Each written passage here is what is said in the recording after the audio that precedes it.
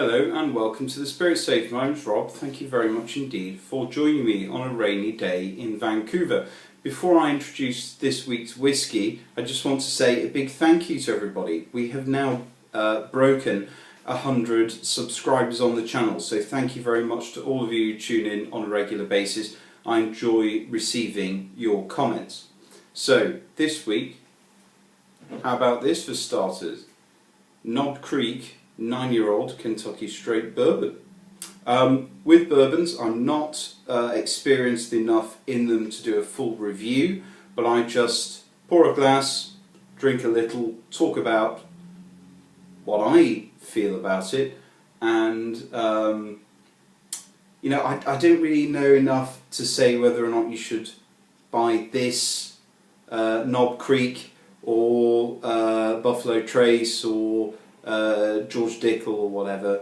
I don't know enough to tell you that, so I just have a sip, tell you my thoughts and how I think it stacks up. So it's not full reviews on the bourbons yet. This is, I think, the third one I've done. I've done Woodford Reserve and Buffalo Trace. So this is bottled at, it's made by Jim Beam. Would I buy the standard Jim Beam that you find in the supermarket? Probably not. But somebody recommended this to me because it's got the 9-year age statement here. Somebody gave me a tip that they were replacing it with a no age statement at the same price, and if I was quick I could pick up the 9-year-old for the same price as the no age statement stock. So I went in, I dived to the back of the shelves, and I managed to find one at the back of the shelves in a local liquor store. I paid about 40 to 45 Canadian dollars plus tax in BC. So I was glad I picked it up. I was glad that I was able to get the 9-year-old, which I believe will soon be gone. It's either gone entirely or gone from BC alone. So first thing you see is a very nice deep reddish tang to this. Very nice colour. Bottled at 50%, as I say. It's a Kentucky Straight Bourbon.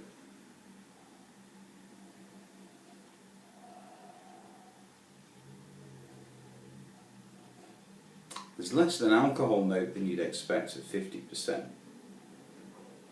Still there, but not as much as you'd expect. A nice sour kind of vanilla, hint of butterscotch and big caramel as well coming through.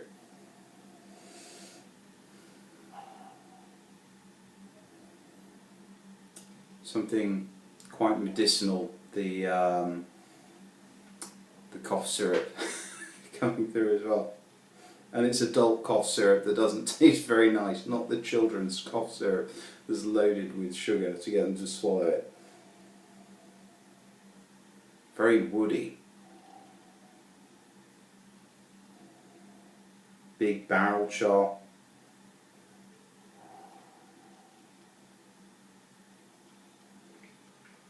Feels very robust, this. Very robust.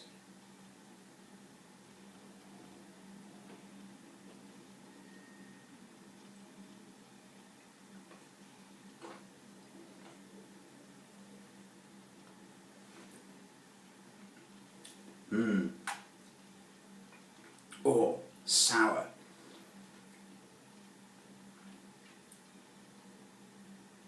Oh, really, really sour. Powerful flavour. It's like lemon pith and orange pith. Not the nice zest or kind of candied fruit peel, but the really dry zest is bracing.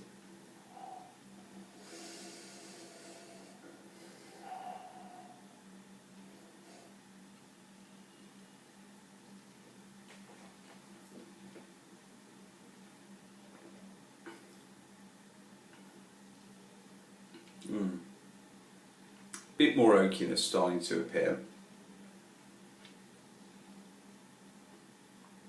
a bit more creme brulee on the tongue there.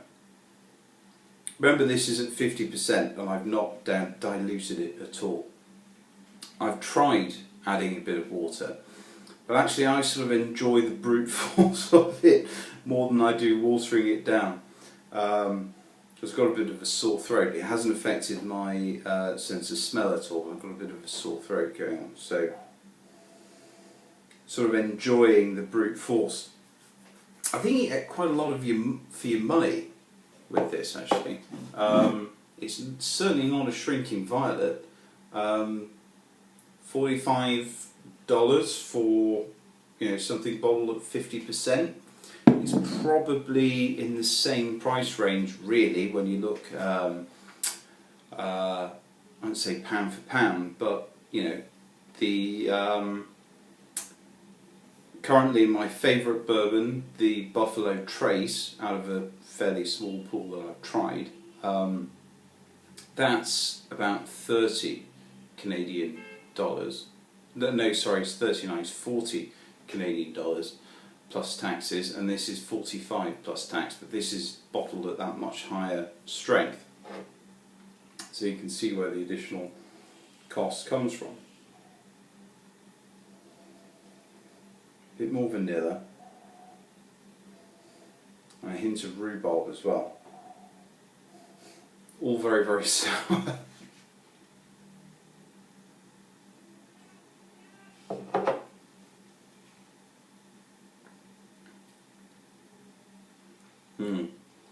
Big wave of the Benylin cough syrup, the Robitussin, and then it fades to a saltiness. Yeah, I'm glad that I bought this. I'm glad that I tried it. Would I buy it again?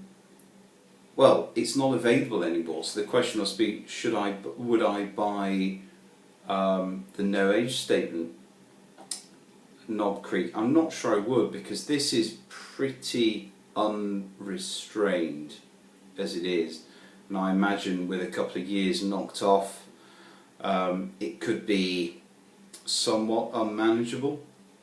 But you know, I've enjoyed it for the experience that it is. It's not my favourite.